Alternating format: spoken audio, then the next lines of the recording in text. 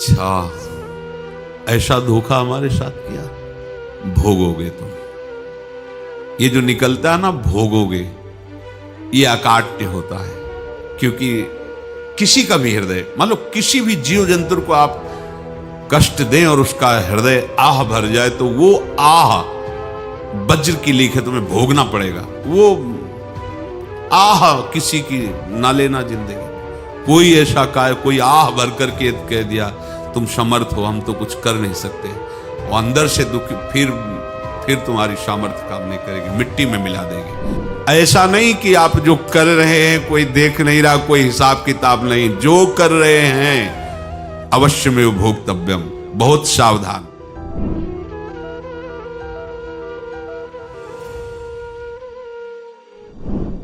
जीव स्वयं नित्य निरंतर कर्मों के जाल को रच रहा है और अपने आप को बांध रहा है।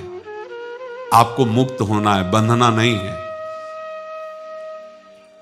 जीव का जन्म कर्मों के अनुबंध से होता है, कर्मों के बंधन से होता है, और उसको अपना ऋण चुकाना होता है।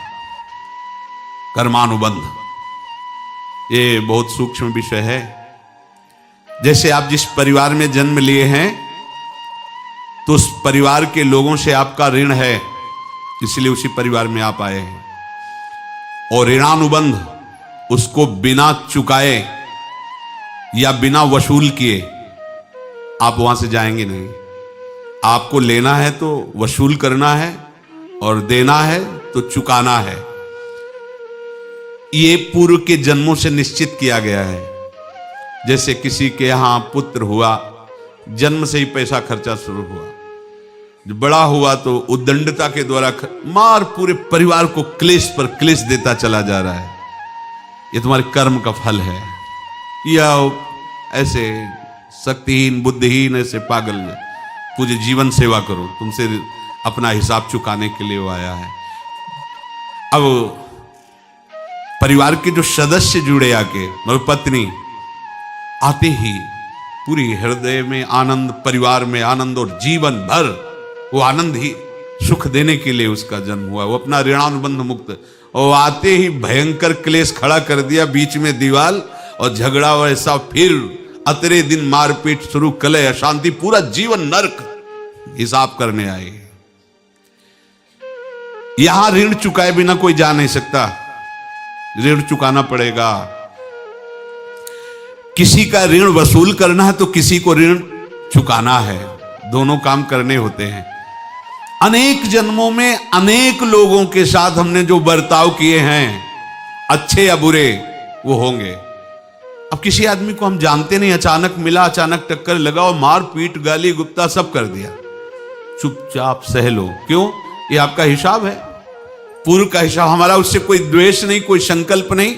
अचानक घटना घटी और हमसे द्वेष करने लगा, हमें पीटने लगा, हमें गालियां दे, ये हिसाब है, चुपचाप सह जाओ। अपने घर का भाई ही भारी दुश्मन बन गया और क्लेश दे, हिसाब है। एक प्रभुदत्त ब्रह्मचारी जी की वाणी में पढ़ा था, एक महात्मा जी भ्रमण करते थे, तो उस समय असरफियां चलती थी, मोहरे असरफियां, उनको भेंट में देते लोग। तो या तो ठाकुर सेवा में लगे तत्काल, या संत सेवा में तत्काल लगे, उसका संग्रह करके डोलना ये ठीक नहीं है बैरागी के लिए, सिद्धांत में ये ठीक नहीं है। तो जब 2, 4, 6, 8 ऐसे मोहरे हुई, तो उन्होंने विचार किया कि और भ्रमण करके जब काफी मोहरे हो जाएंगी तो प्रयागराज में जब कुंभ पड़ता है, एक बार पूरे सब अखाड़े के संतों को, अलग अलग संप्रदाय सब संतों को बुलाएंगे और सबको पवाएंगे। अब साधु है तो यही विचार करेगा, और क्या विचार करेगा। तो उन्होंने ऐसे डंडा बनवाया, बेंत, जो ऊपर से चूड़ीदार और भीतर पोला, और मोहरे उसमें डालते हैं, और भ्रमण, जहां जहां श्रद्धालु भगत थे सबके यहां जाना, और इच्छा रखना कि एक मोहर तो दे दे दक्षिणा में। कामना कोई भी हो वो बांधती ही है, ध्यान रखना। इसीलिए प्रभु जो चाहे वो करे, अपनी चाह नहीं रखनी चाहिए, अपनी चाह प्रभु की चाह में मिला देनी चाहिए। धीरे धीरे वो छड़ी भर गई। भ्रमण करने वाले महात्मा चूड़ी लगाई, इंतजार करते रहे। जब प्रयाग का कुंभ पड़ा तो चले। तो रास्ते में एक गांव में पूछा जाता है, जैसे कहीं रुको कि कोई श्रद्धालु ऐसा है जो संत सेवी है। तो कुछ लोगों ने बताया, हाँ एक परिवार है बहुत संत सेवी है और आपको मिलाते हैं उनसे। आइए महाराज, घर में रुका। खूब अच्छा हलवा पूड़ी पवाया और जो घर के मालिक थे चरण दबाए। चरण दबाते दबाते उनकी दृष्टि पड़ी उस डंडे पे। तो इतना मोटा और ऊपर से कुछ चूड़ी सी भी नजर आ रही, इस डंडे में तो कोई रहस्य है ही है। अब महात्मा जी को खवा पिला के सुला दिया। महात्मा जी जब सो गए तो पत्नी से धीरे से कहा, वो डंडा लाओ बाबा जी का। डंडा, वो चूड़ीदार जो ही खोला पलटाया तो सैकड़ों मोहरे। ऐसे संत रोज पधारे भगवान, तुम आनंद हो जाए फिर क्या। पत्नी से कहा, नाप के कंकड़ लाओ। वो तो महात्मा जी तो खाए खीर पूड़ी, आराम से सो रहे। रात में पूरी प्लानिंग करके उसमें कंकड़ भर के चूड़ी लगाकर सिराने रख दिया, सारी मोहरें हटा ली। महात्मा जी आराम से छड़ी उठाए तो वजन पक्का। वैसे बड़े लोग चतुर होते हैं, पर ये नहीं जानते कि कर्म कितना भयानक होता है।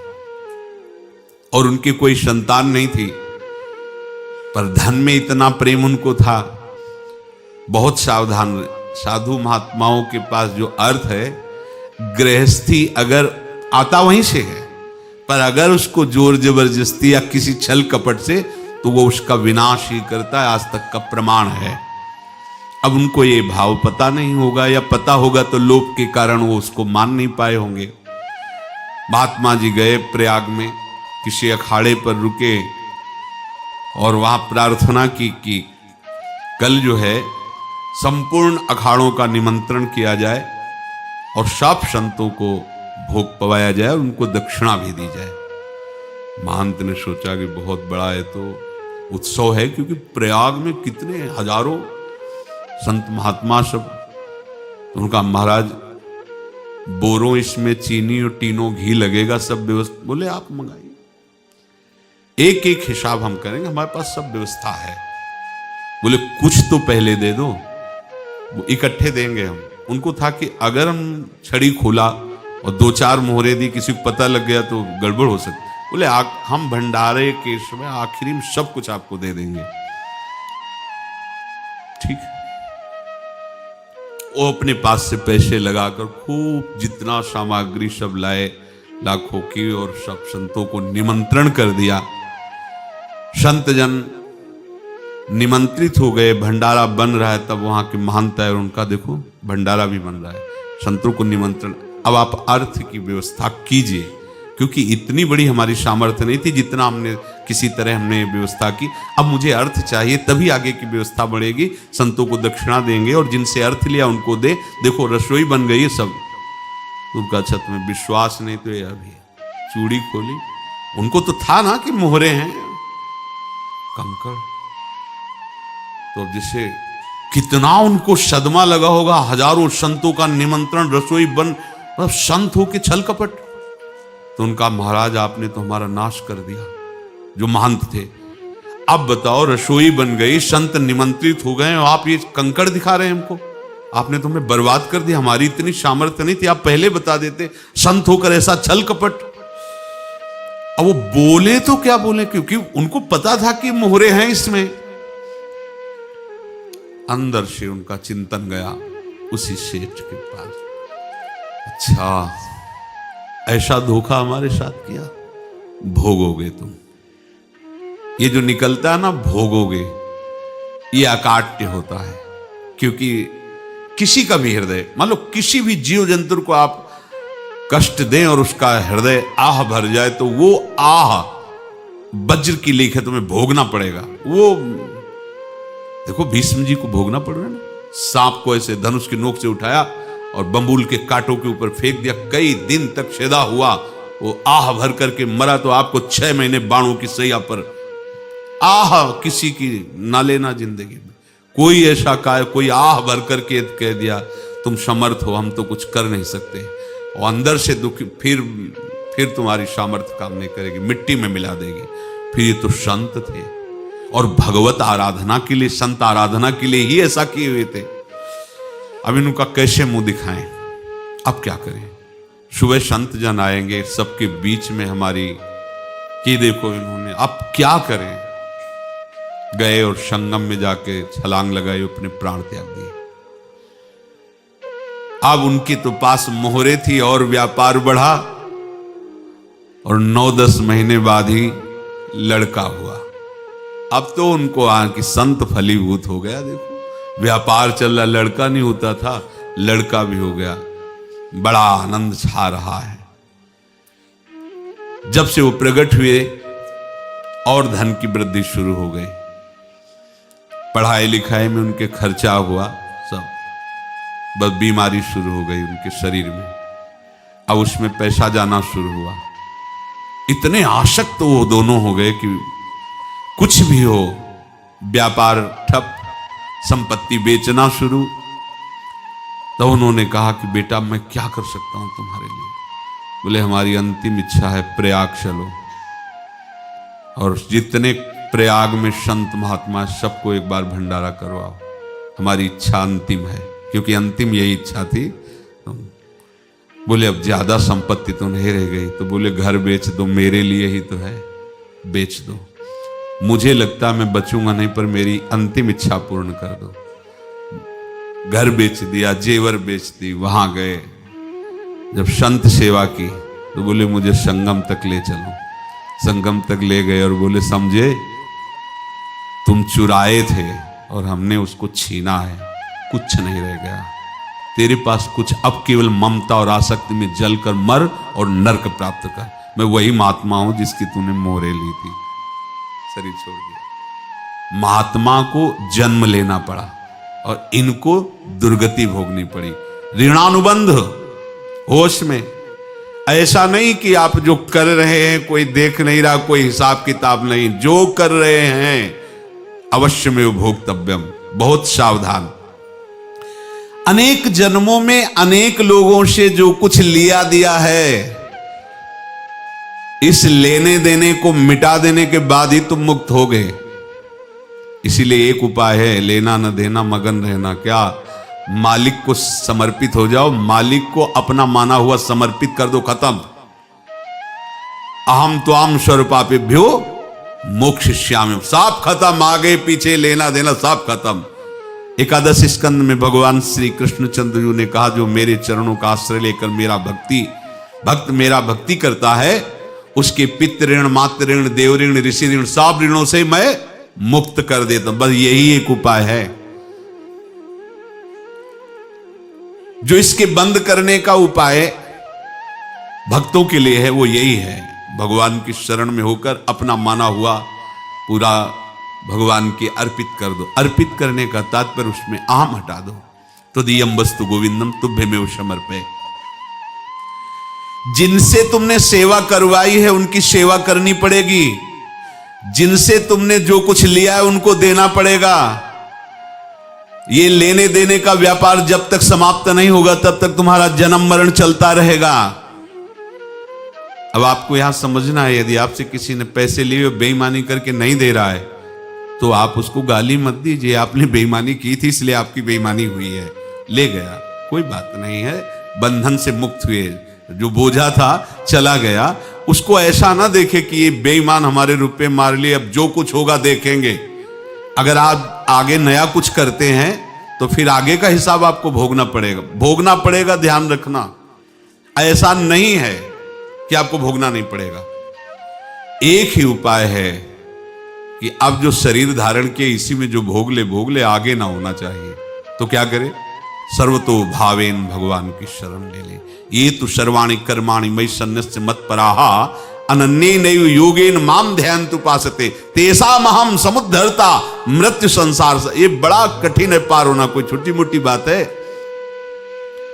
एक महात्मा बाल्यावस्था से भजन करते थे, शालिग्राम भगवान पास रखते थे और उन्हीं की आराधना करके बस पाठ नाम जप और भ्रमण करते थे। यौवन अवस्था थी, गंगा जी के किनारे अपने ठाकुर को विराजमान करके स्नान करने के लिए कपड़ा ही उतार रहे थे कि 90 लोग आ गए, भाला तलवार सब ले, मारो मारो इसको मारो, घेर लिया। तो उन्होंने हाथ जोड़कर कहा हमने क्या अपराध किया, कोई सुन ही नहीं रहा। तो उन्होंने कहा मार तो डालोगे ही आप 90 लोग, हम कोई अस्त्र शस्त्र तो लिए नहीं, एक बार हमें गंगा में डुबकी लगा देने दो और अपने ठाकुर को स्नान करा देने दो, फिर इसके बाद आप मार देना। भगवत इच्छा से वो लोग रुक गए, स्नान किया और अंदर से प्रार्थना की, प्रभु ये क्या लीला है आपकी, आपके सिवा मेरा कोई है नहीं और ये मुझे मारना चाहते हैं। तो भगवान ने जानते हो क्या कहा उनके अंतर में, तुम मेरे में ध्यानस्थ हो करके शरीर को छोड़ो, ये लोग मारेंगे, ये मेरे भजन का फल है कि तुम्हें 90 जन्म नहीं लेना पड़ेगा, एक ही जन्म में 90 मिलके, तुमने 90 हिंसा की थी पूर्व में, तो तुम्हें 90 बार जन्म लेना होता और एक एक करके मारते। ये मेरे भजन का प्रताप है कि एक बार में ही 90 का हिसाब हो जाएगा। तुम आंख मूंदो, मेरे ध्यान में मगन रहो, मेरे प्रताप से तुम्हें कोई चोट नहीं होगी और स्वाभाविक मूर्छावस्था में प्राण तुम्हारे छूट जाए। ऐसा ही हुआ, ऐसा हुआ। तो ये बात समझ लो कि ये जो कर्मानुबंध है, ऋणानुबंध है। अब देखो, अगर शाप महात्माओं ने दिया कि तुम्हारे वंश का इससे विनाश होगा, तो भगवान भी परम धाम जा रहे तो उसी कील से, बाण की नोक में जो मछली लील गई थी छोटा कण, उसी से की नोक बनाई और उसी नोक प्रहार किया, भगवान के श्री चरण में वही बाण की नोक लगी और भगवान ने स्वीकार किया ना। भगवान का